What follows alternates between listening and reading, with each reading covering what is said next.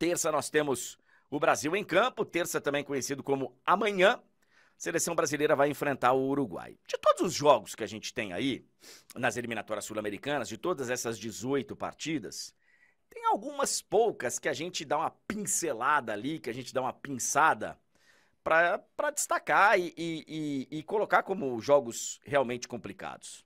Jogos um pouco mais, pelo menos teoricamente, mais complicados. E a gente tem, nessa rodada, uma dessas partidas. Quando a gente fala de Uruguai e Brasil, Brasil e Uruguai, claro que existe uma expectativa maior. Muito maior do que enfrentar a Venezuela em casa, do que enfrentar a grande maioria das outras seleções, né?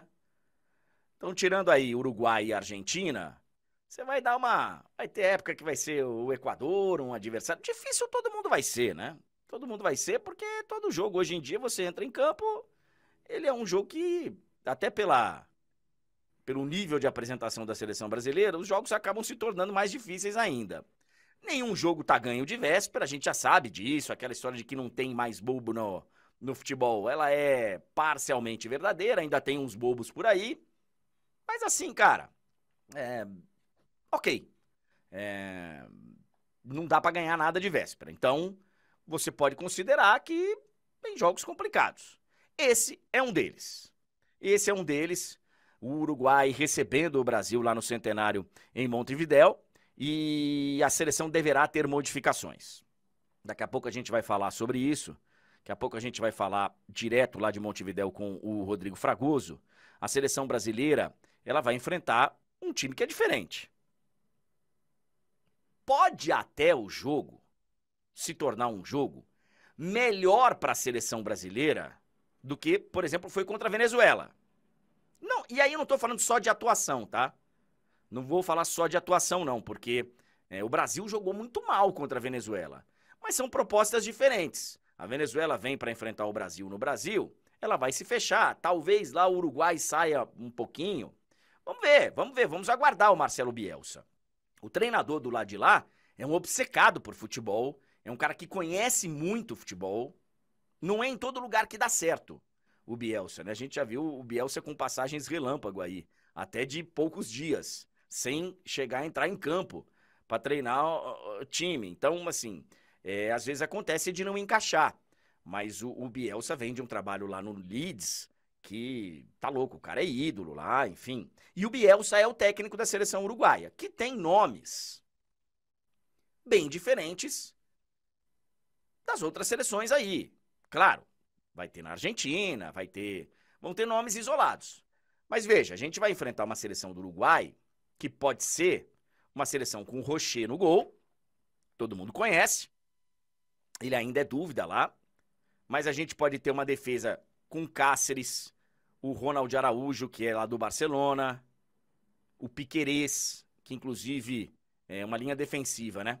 Que inclusive pode perder espaço para o Oliveira, pode perder a titularidade para o Oliveira. A gente vai ter um meio-campo com o Ugarte e Valverde, o Dela Cruz fazendo a ligação, ou até o Arrascaeta, que teve poucos minutos ainda com o Bielsa por estar vindo de contusão e tal. A gente pode ter o Canóbio de um lado, o Max Araújo, que joga no futebol mexicano, do outro, Darwin Núñez na frente. Então é um time diferente. Claro que é um início de trabalho lá do Bielsa, então não dá pra gente esperar o Uruguai da Copa do Mundo de 2010. Mas é um Uruguai que, teoricamente, ele vai ser um adversário mais complicado para a seleção brasileira.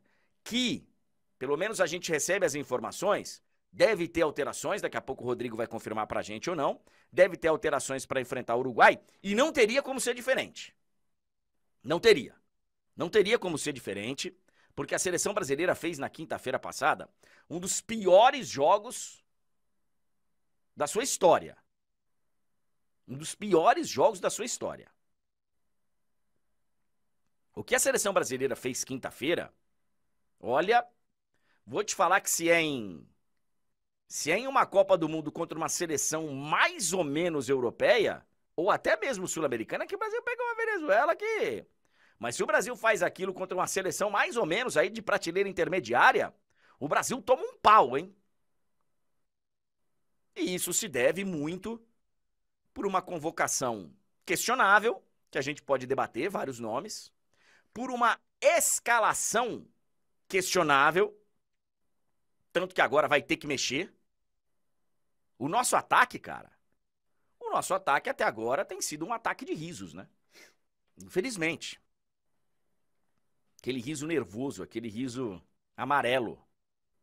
Aliás, eu vi aí uma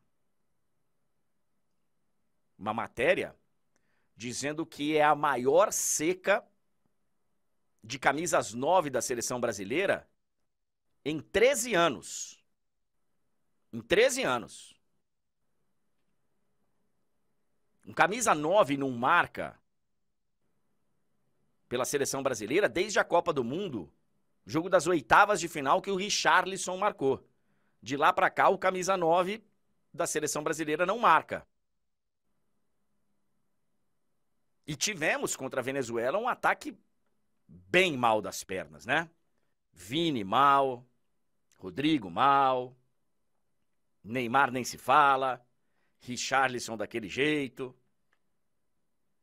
Então deveremos ter alterações na seleção brasileira para enfrentar o Uruguai amanhã. A gente vai falar bastante desse jogo, claro, hoje e amanhã e também na quarta-feira no pós-jogo.